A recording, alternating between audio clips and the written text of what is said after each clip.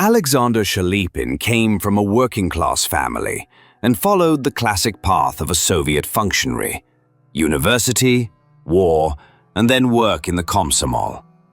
It was the All-Union Leninist Communist Youth League, VLKSM, that became his springboard. Shelepin headed it for 6 years, from 1952 to 1958, turning the organization into a powerful personnel reserve loyal to him personally.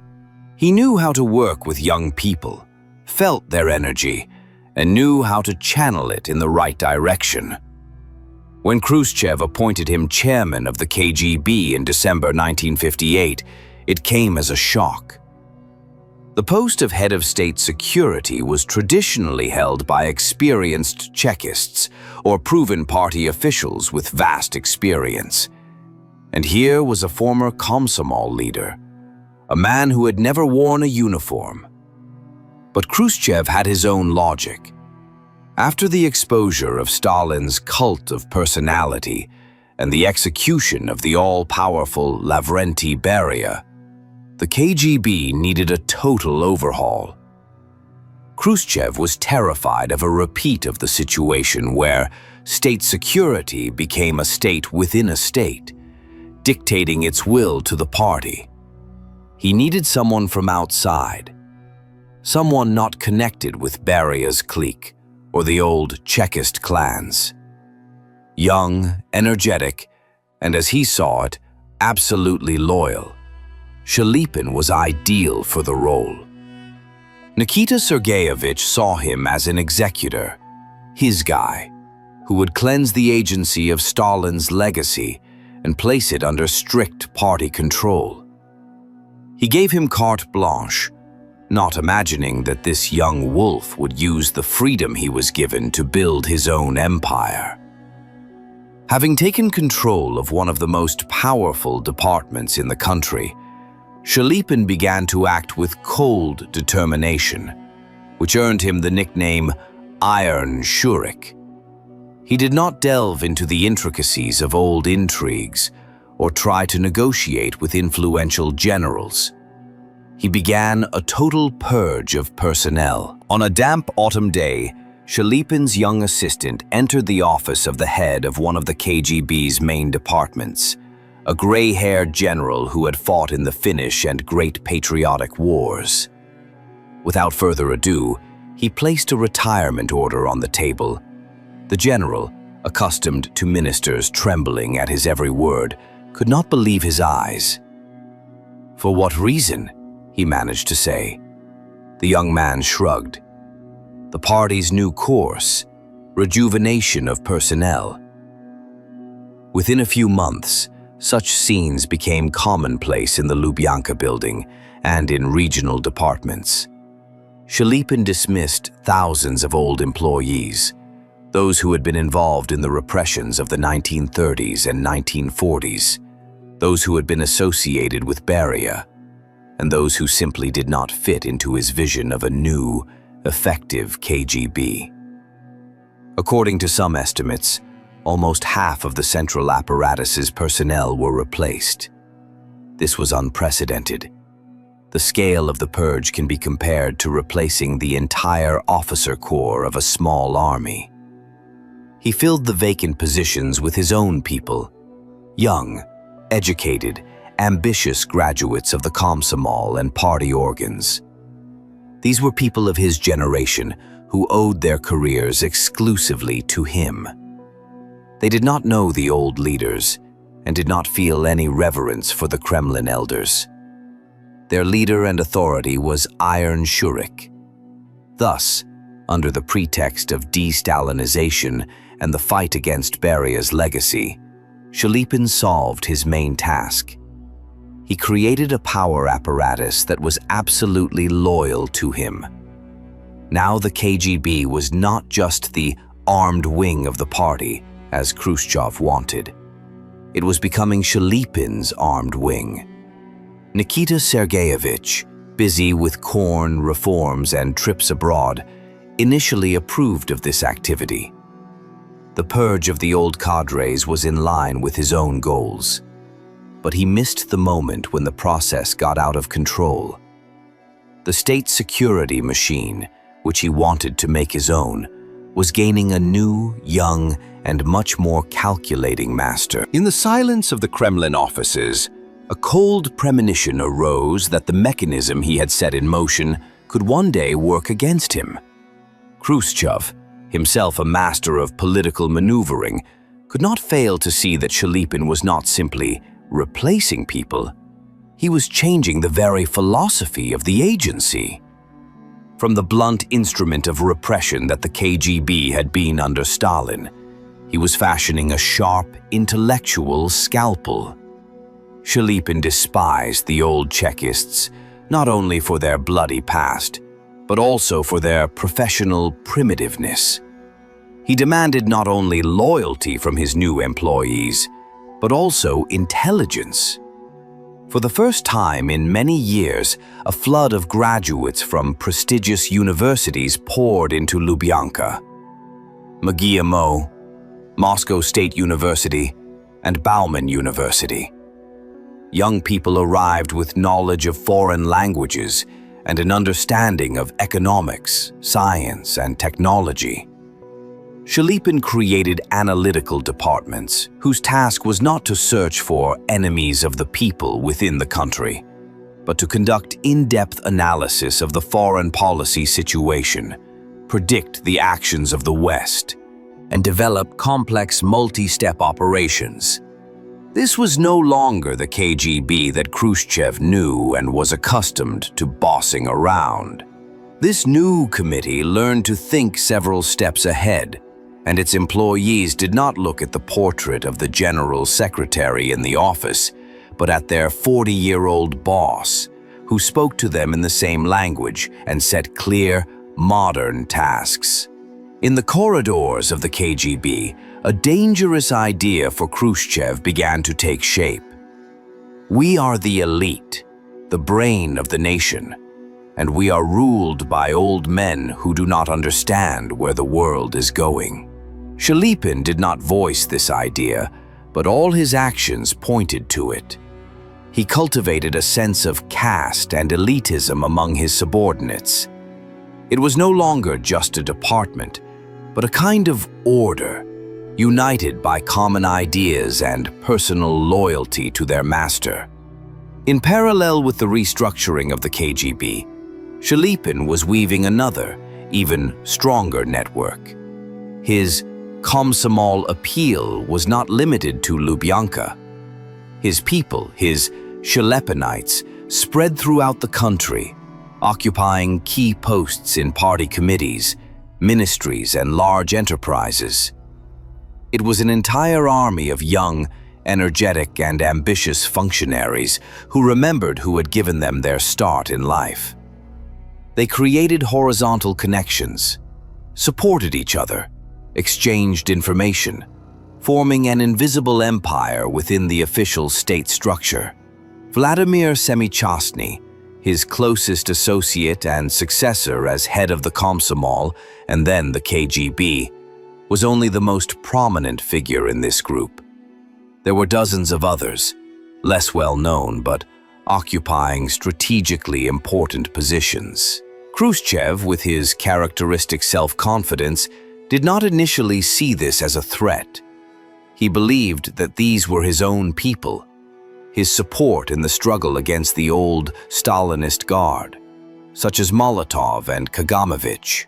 He did not understand that this new generation of leaders had their own special loyalty. They were grateful to Khrushchev for the thaw and for debunking the cult of personality, but their real leader, the man of their generation and their circle, was Shelepin. He was one of them. He did not bang his shoe on the podium or promise to catch up with and surpass America in meat and milk production in 3 years. He spoke of systematic work, efficiency, and professionalism.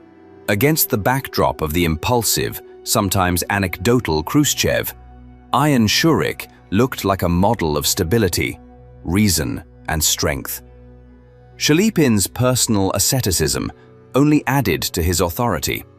At a time when the party elite had already begun to reap the rewards of their position, special allowances, special rations, trips abroad, Shelepin lived ostentatiously modestly.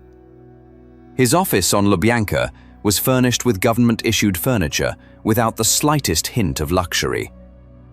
He did not host lavish banquets and had no notable hobbies other than his work, to which he devoted himself entirely. Legends circulated that he could work 18 hours a day, delving into every detail, reading hundreds of pages of reports. This Spartan discipline contrasted sharply with the lordly airs of many members of the Presidium of the Central Committee. He did not drink or smoke and was always in perfect physical shape. There was nothing of the flabby, aging party bigwig about him. He was a machine, an ideal functionary, a man without weaknesses. And a man without weaknesses is the most dangerous opponent, because there is nothing to bribe him with, nothing to blackmail him with. Khrushchev's epiphany came in 1961. Nikita Sergeyevich, increasingly aware of the growing power and independence of the KGB chief, decided to preempt him. He used a classic bureaucratic trick, a promotion that was actually a demotion. Shelepin was removed from his post as chairman of the KGB and appointed secretary of the Central Committee of the Communist Party of the Soviet Union. Khrushchev's logic was simple. Remove him from his familiar environment, deprive him of direct control over the security apparatus, and place him under supervision in the central party apparatus, where old, experienced schemers ruled. He was replaced in the KGB by Semi-Chastny, a loyal Shelepinite, which Khrushchev considered the lesser of two evils. He believed that the young Semi-Chastny would be more manageable. This was a colossal mistake. Khrushchev did not weaken Shelepin, but, on the contrary, elevated him to a new level.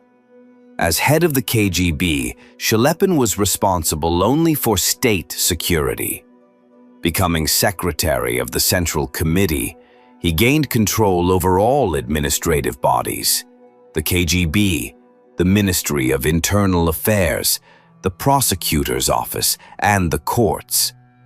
Now the entire punitive and control system of the state was in his hands. He was no longer just the chief security officer. He became the chief overseer of the entire power block on behalf of the party. Moreover, he gained access to the very heart of the party machine, to personnel appointments, to control over the implementation of decisions, to ideological work. He transformed from the director of a powerful but still separate corporation into a member of the board of directors of the entire state. His invisible empire gained official status. It was from this moment that Khrushchev's behavior towards Shelepin began to show a poorly concealed nervousness. He began to publicly reprimand him for minor issues at presidium meetings, making sarcastic remarks and attempting to undermine his authority. But this had the opposite effect. The reserved, always impeccably prepared Shelepin looked even more respectable against the backdrop of the loud and fussy Khrushchev. The old party guard, which Khrushchev himself had brought to power, Brezhnev, Podgorny, Suslov, watched this confrontation with growing concern. They disliked and feared Shelepin, seeing him as a potential dictator, a new Stalin, only younger and more effective. Behind the scenes, he came to be known as the Soviet Bonaparte, alluding to his ambitions and control over the security forces. But even more than that, they were tired of Khrushchev's unpredictability, his endless reforms which threw the country into turmoil, his failed agricultural policy, his humiliating retreat in the Caribbean crisis, and most importantly, his constant personnel reshuffles, which kept the entire nomenclature in suspense, created fertile ground for conspiracy. Dissatisfaction was brewing everywhere, and at the center of this discontent, like a spider in the middle of its web, sat the quiet and inconspicuous Central Committee Secretary, Alexander Shelepin. He did not make loud speeches or openly criticize the General Secretary. He listened, analyzed, and waited. His network worked flawlessly. From his people in the regions, in the army, and in the diplomatic corps, he received a complete picture of the mood among the elite. He knew who was dissatisfied with what, who was ready to act, and who would wait and see. The last straw that broke the camel's back was Khrushchev's reform of the party apparatus in 1962. He divided the regional party committees into industrial and agricultural ones, creating unimaginable confusion and paralyzing the management system. This was a blow to the very foundations of the nomenclature's power, status, and influence. It was then that the old guard realized that something had to be done about Khrushchev, and the only person capable of organizing his removal in a technically flawless manner, without bloodshed or upheaval, was Shelepin. Brezhnev, Podgorny, and other conspirators came to him. They feared him, but they needed him. They needed his organization, his people, and most importantly, a guarantee that the KGB, under Semikhastyny's leadership, would not intervene and arrest them all at the last minute. Shelepin gave them that guarantee. For him, it was the perfect moment. He understood that he was still too young and controversial to claim the top spot. The old guard would never let him through. But by becoming a key figure in Khrushchev's removal, he could take second place in the state, become the eminence grise under a new, weaker leader, and over time, having strengthened his position, take full power. In October 1964, when Khrushchev was vacationing in Pitsunda, the mechanism created by Shelepin was set in motion. Everything went according to plan. Semikhastyny and his KGB ensured an information blockade and control over Khrushchev's movements. The head of the General Secretary's security detail was loyal to the conspirators. When Khrushchev was summoned to Moscow for a meeting of the Presidium of the Central Committee, he was already in complete isolation. He tried to call Defense Minister Malinovsky, but Malinovsky was with the conspirators. Khrushchev found himself in a vacuum. All the power of the state machine that he once headed was now working against him. At that famous Presidium meeting, Khrushchev was crushed. He was presented with a long list of charges, ranging from voluntarism in the economy to creating his own mini-cult of personality. Shelepin was one of the main accusers. He spoke, as always, calmly and clearly, using facts and figures. His speech was not like a political speech, but more like a prosecutor's indictment. There was no personal hatred in his words, only cold calculation. Khrushchev, looking into his unblinking eyes, probably realized at that moment what kind of snake he had taken into his bosom. The fear, which may have been only a vague premonition, materialized in this cold, ruthless figure. The man whom he himself had pulled out of the Komsomol workers and put at the head of state security to serve him was now methodically and emotionlessly depriving him of power. It was the end of the Khrushchev era and the triumph of the Iron Shurik. A triumph that, however, proved short-lived, but that is a completely different story. However, the triumph turned out to be a trap. Having overthrown Khrushchev, Shelepin and his young, energetic comrades found themselves in the same room with those they had used as a battering ram, the old party guard. Leonid Brezhnev, Mikhail Suslov, Alexei Kosygin. These men were products of the Stalinist system who had survived all the purges and learned the main rule of survival. Don't stick your neck out, and wait for your opponent to make a mistake. They looked at Khrushchev with horror, not because he was a bad communist, but because he was unpredictable. And now, looking at the cold, calculating, and ambitious Shelepin, they saw a threat 100 times greater. They got rid of one strong-willed man only to bring another, far more intelligent, organized, and dangerous one to power. Immediately after the coup, Shelepin gained enormous power. He became not only a member of the Presidium of the Central Committee, but also deputy chairman of the Council of Ministers, while retaining control over the party and state control bodies. It was almost a Stalinist concentration of power in one person's hands. His Komsomol members took up even more key posts. It seemed that the next step to absolute leadership was only a matter of time. But Shelepin made a mistake common to many young and confident politicians. He underestimated the cunning and patience of the old guard. He acted too straightforwardly, too openly demonstrating his ambitions. This was a mortal sin in the viscous, insinuation-filled Soviet political system. The old guard saw how he was trying to promote his own people, how he was forming his own shadow cabinet. They remembered how, as head of the KGB, he had collected compromising information, not only on enemies of the regime, but also on his colleagues in the party. There were files on each of them in the safes at Lubyanka, and this knowledge paralyzed their will, but at the same time fueled their hatred. Brezhnev, who in public seemed good-natured and not very distant, was a true grand master in the power struggle. He began to act slowly, methodically, like a boa constrictor tightening its coils. Brezhnev and Suslov understood that Shelepin had an Achilles heel: his reputation. He was too closely associated with the KGB, with the organs.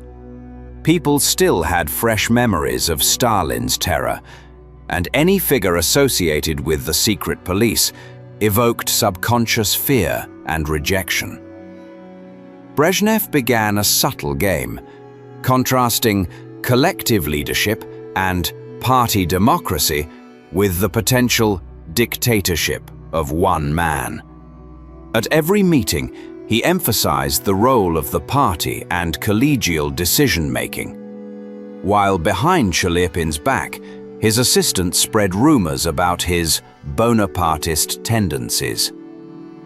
The key moment that revealed the depth of the old elite's fear of Shelepin was the story of the Novocherkassk massacre in 1962. At that time, dozens of people were killed during the suppression of a workers' strike. Khrushchev and his entourage did everything they could to cover up this tragedy. But Shelepin, as the overseer of the security forces, knew all the details. He knew the names of those who gave the order to shoot, and knew about the secret burials of the victims.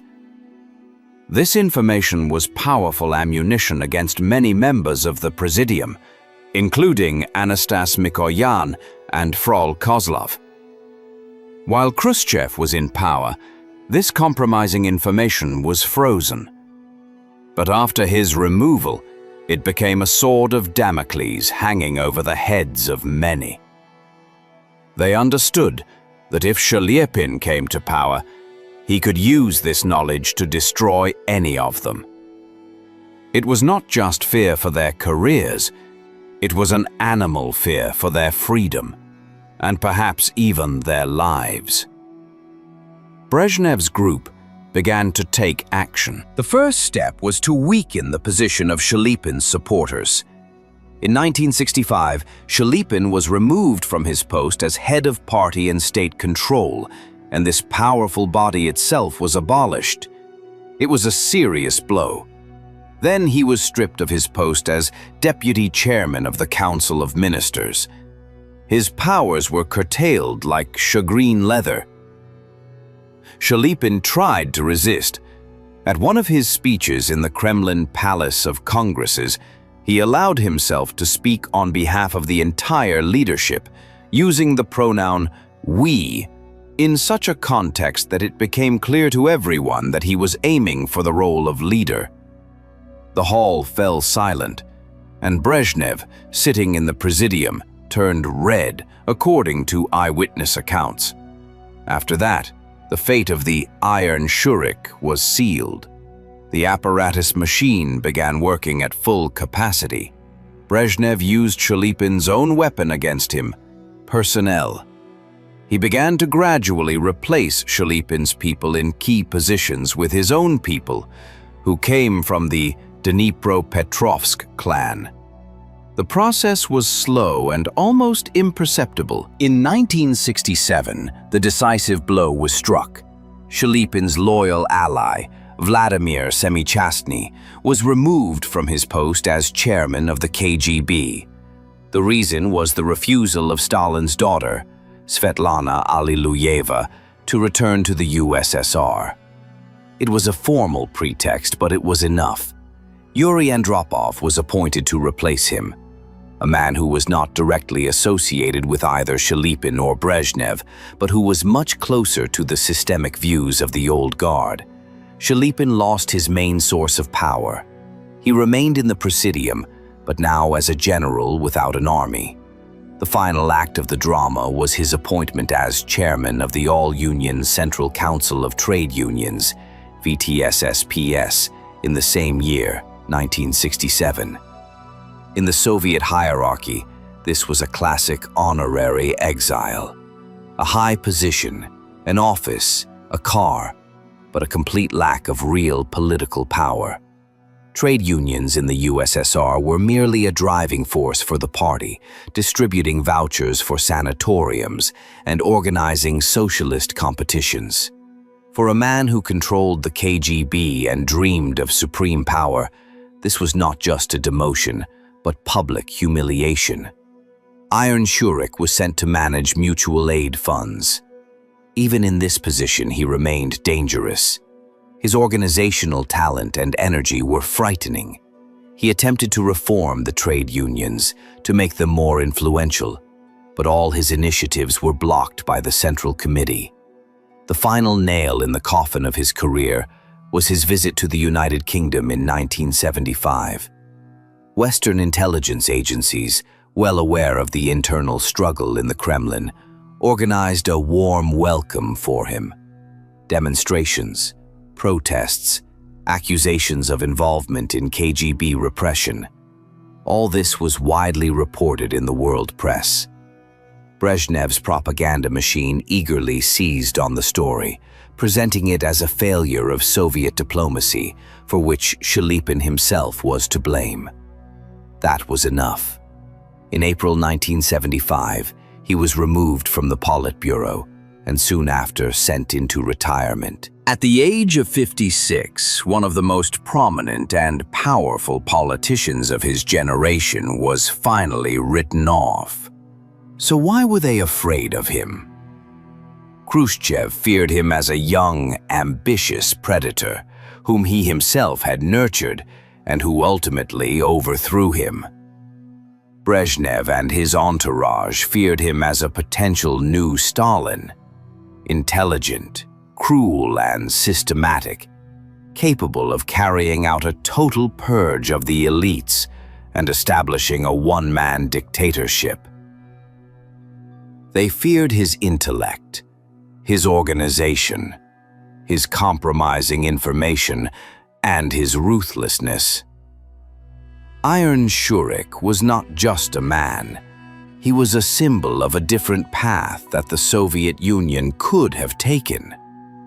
Not the path of stagnation and gerontocracy, but the path of harsh, mobilization-driven modernization under the leadership of the secret services. It was a path that terrified the old nomenclature, and they did everything to ensure that this path was never realized, preferring the quiet, cozy swamp of the Brezhnev era. which ultimately led to the collapse of the entire system. The mystery of Shelepin is not only the story of a political career, but also the story of a missed and perhaps catastrophic opportunity for the country. This bureaucratic war was a war of generations and philosophies. Khrushchev, for all his criticism of Stalin, remained a product of that era. He believed in party slogans, in the enthusiasm of the masses, in the possibility of solving the most complex economic problems in one fell swoop. Shelepin and his team were different. They were pragmatists and technocrats to the core. They did not believe in slogans. They believed in structures, information, and control. When Shelepin headed the KGB, he was one of the first to demand that the works of Western sociologists and management specialists be translated into Russian and distributed to the agency's top leadership. He tried to introduce systematic analysis into the work of the special services, transforming them from the sword of punishment into the thinking brain of the state. This is what frightened the old guard the most. They could understand and accept brute force, intrigue, and undermining. This was their familiar world. But they did not understand and feared this cold, soulless efficiency. Shelepin did not simply want power. He wanted to restructure the management system itself, make it more rational, remove the ideological husk and the human factor that the impulsive Khrushchev embodied. In his vision of an ideal state, the party would not be a gathering of elderly ideologues, but a board of directors, and the KGB would be the main analytical center, providing objective information for decision-making. This difference in approach was evident in everything.